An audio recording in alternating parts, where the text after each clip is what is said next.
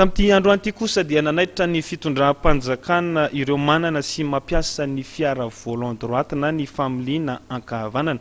Raha ny fantatra tokoa dia amin'ny voalohan'ny volana aogositra ho avy izao no tsy ahafahan'ireo fiara volant droite mandehandeha intsony eny an-dalambe. Andeo jerentsika ary ny fanazavana.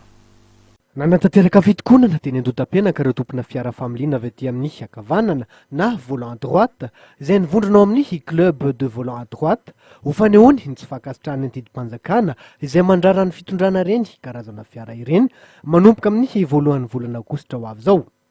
Izay dia mahatsapa fa tsy rariny loatra le izy satria za zao manokana ny tomobiliko efa tamin'ny 2008 no efa nandeha ary tsy nahita olana mihitsy aho tamin'izany. Za mihitsy mitondra an'ilay tomobile ary hitako ara fa metimety amiko kokoa le mitondra an'ilay havanana satria hitako tsara ny ao ankavanako ary haiko tsara mihitsy mijery hoe rehefa ao ankavanako dia tsy manany ampisy loza fa zay olona mifanenamiko mety hitera-doza amiko satria hikasika za zany efa manery ny ankavanako.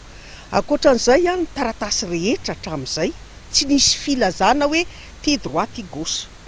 Gamba mahafantatra ianareo fa mahazo taratasy ara-dalàna ny tomobile matoa afaka mandeha. Nanao visite technique tsy nisy fanamarihana hoe droite gauche zany fa nahoana ny misy an'izany amin'izao fotoana izao. Titako izay antony hoe tsy fandehanana amin'ny volant droite eto Madagasikara araka ilay vaovao fa 0,00 ny tany accident tomobile volant droite. Sabe zany tena vitsy dia vitsy.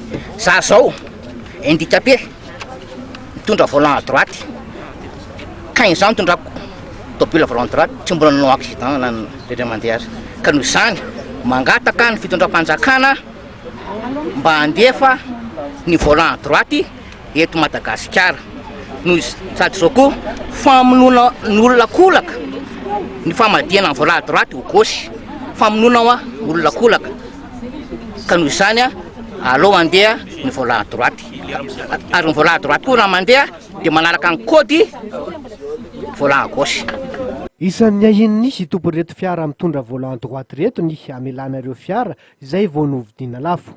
Tondron'izy ireo tanana ny goragora avy amin'ny tompona andraikitra mahefa nanomevahana ny karazana fiara toy itony. Ny zavatra manaitra koa tompoko dia izao hoe tsy mirindra le lalàna eto amintsika ary izay ny tena mahagaga anay hoe miditra le tomobile miditra kalalahana eo amin'ny douane. Mandeha le tomobile makany amin'ny visite technique mandeha tsisy olana eny amin'ny visite technique tsy signalé ao anatin'ny ina moa zany ny fanamarinana hoe ty volant droite ty volant gauche fa dia ohatra ny tomobile rehetra ihany ka ny assurance aloha tsisy hoe manatombo ny volant gauche fa manao accident satria zareo mahafantatra tsara fa tsy manao accident ny volant droit.